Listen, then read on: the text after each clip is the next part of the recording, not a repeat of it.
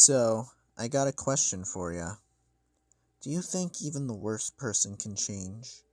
That everyone can be a good person if they just try? This is part of an infamous speech from an iconic character on the internet, being Sans from Undertale. This quote may not be relevant to anything about me, but it perfectly describes what I went through within these last few weeks of my life, and what my thought process was. My name is RowdyMeteor3507, and I'm sure you've probably either never heard of me or have heard of me through the My Singing Monsters community. On June 22nd of 2025, a Google document about the various actions that I did on Discord was made, and it showed how inappropriate I was around teens or minors. I am 18 years old as of the making of this video, and this was the reason I was called a child predator. I'm not going to hide any facts that would make me look bad to improve my image, because, to put it bluntly, everything I did in that document was true. Don't mistake this for an apology video. I've tried to apologize to everyone for weeks, and I finally realized that some people won't ever forgive me. This video is meant to talk about what happened to me after June 22nd, and trust me, I didn't take it well. There's no way I could have. After all, my entire life flashed before my eyes. If you haven't read the document discussing what I did, you must read it for context about what happened, because I will not be summarizing what happened in the document in this video. This is for discussing how I reacted to it. It will be linked in the description. And with that out of the way, it's time for a little bit of backstory.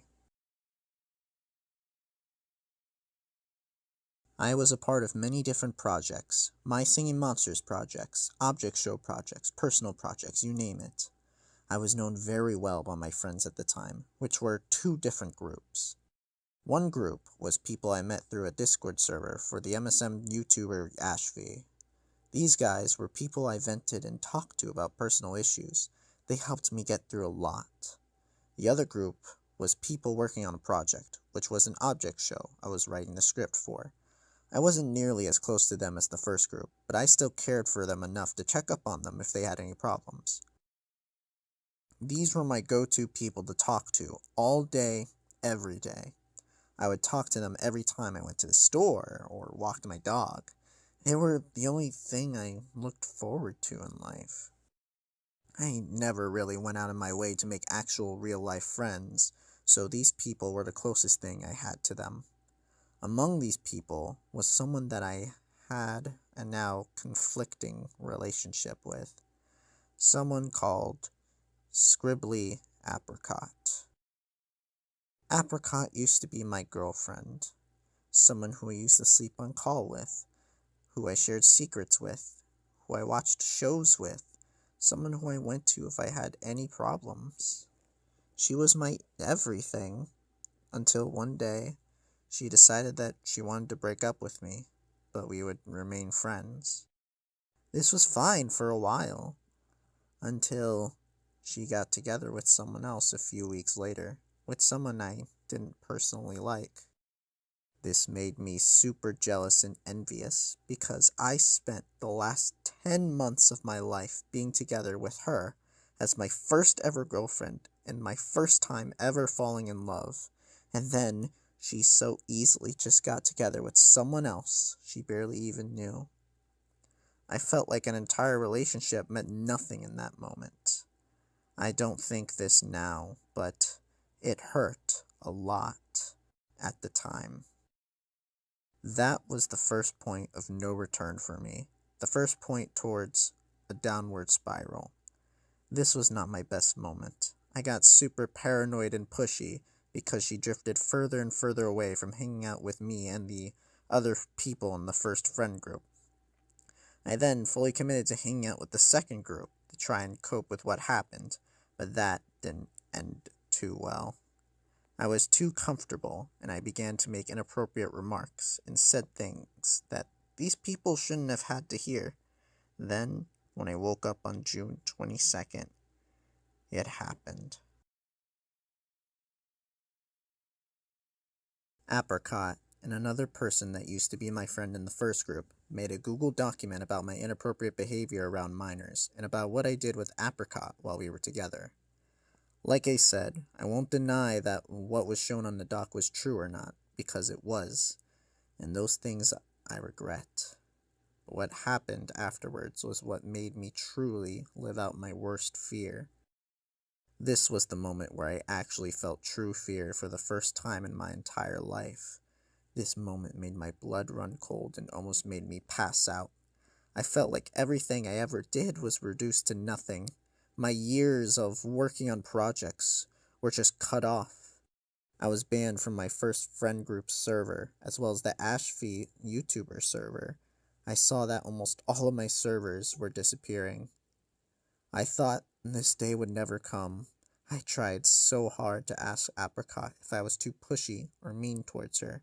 I tried to tell her to state her mind and always be confident to say her opinion on what we would do. I was so paranoid that it looked like I was grooming her when we were together. I tried so hard to not become the very thing that was happening right before my eyes. I left every single server I was still in and kicked everyone from my own servers. I had a mental breakdown once the fear finally got to me. I cried and yelled for hours, cursing myself out, as well as the friends that I thought I could have trusted. I felt betrayed that they would do this to me. I knew them for over half a year, and I never thought it would end like this. The people I had been talking with for months were gone. All of a sudden, I was left with nothing but silence. All I heard was my bird chirping, my parents talking, and my own thoughts that were seething with rage and guilt.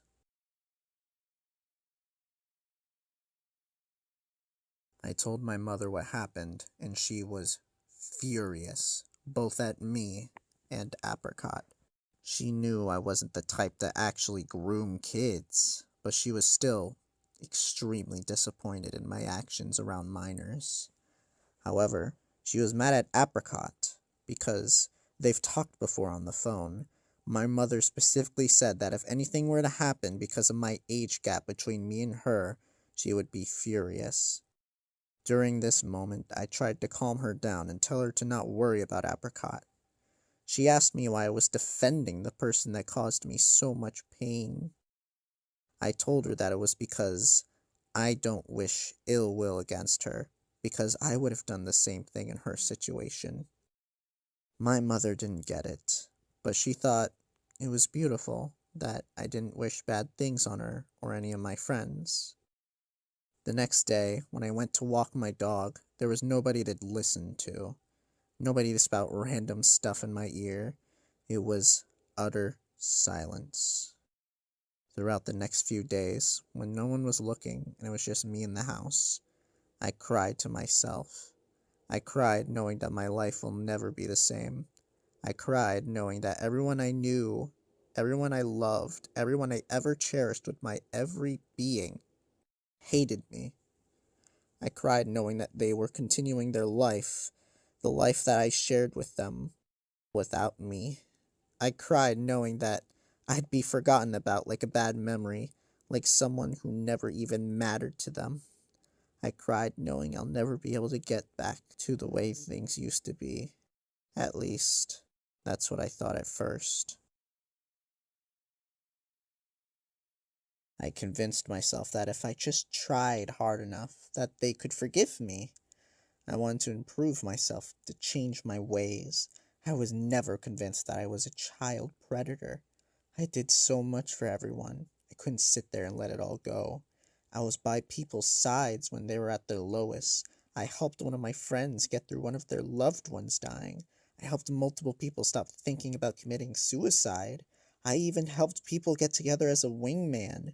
I did so much to try and help those around me in the best way I can, and now they've all turned their backs on me. I wouldn't accept it. That's when I decided to make a server where I could talk about what I felt like daily. This was called the Rowdy Self-Rehabilitation Server. One of my closest friends, one that believed in my ability to change, helped me reach out to everyone that I wanted to see my progress. Most of the people that joined were people from my second friend group. Admittedly, I was saddened that no one from my closer friend group joined, but I heard from that friend that Apricot debated on joining alongside another close friend I had. Knowing that Apricot, one of the people that made the document in the first place, was willing to see me change, reignited my passion. After a few days, I contacted the owner of the project my second friend group was from, the one about the object show, and I talked about rejoining in the future. I asked them to ask in my place about how they felt about me. This was probably the worst thing I could have done, because I was told that they didn't want me back, ever. That's when I asked why I didn't deserve a second chance, to which one of these people told me in DMs why they thought I didn't deserve it. They told me that I was mentally ill, that I shouldn't be obsessed over an object show of all things, and that I should just move on.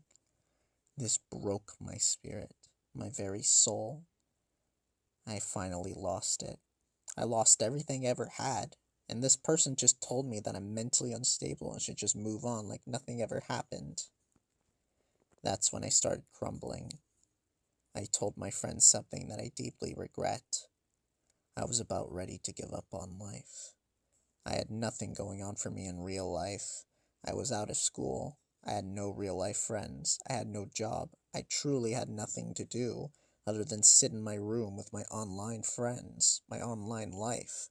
But that was taken away. My friend got concerned and didn't know what to do. They ended up telling Apricot about what I was doing, and she tried to call me. I answered her call, and we talked for a few hours. I felt like the world would have gone on without me, since I would have been forgotten about by my friends anyway. Apricot told me that even though she didn't want to talk to me, she still cared about me, especially enough to make sure I didn't kill myself. Apricot said that everyone was hanging out more with each other, trying to get over me. I felt an odd tranquility after she said that, a sort of bittersweet feeling. They cared enough about me that they had to help each other after what happened, but they still never wanted anything to do with me ever again. It was a very hard pill to swallow. Near the end of the call, I wanted to ask Apricot to remove my censored nudes from the document, as I felt completely violated, especially since they were from when we were together. Apricot said I had to talk to the other person who helped make the document, and this was one of the biggest mistakes I ever made so far. I naively thought that we could talk this out peacefully, but they hated my guts. They told me that they weren't stupid, and that I didn't have the guts to kill myself. And even if I did, it wouldn't be their fault. I was shocked to my core. Someone I considered one of my best friends for comfort and support told me that they didn't care if I killed myself.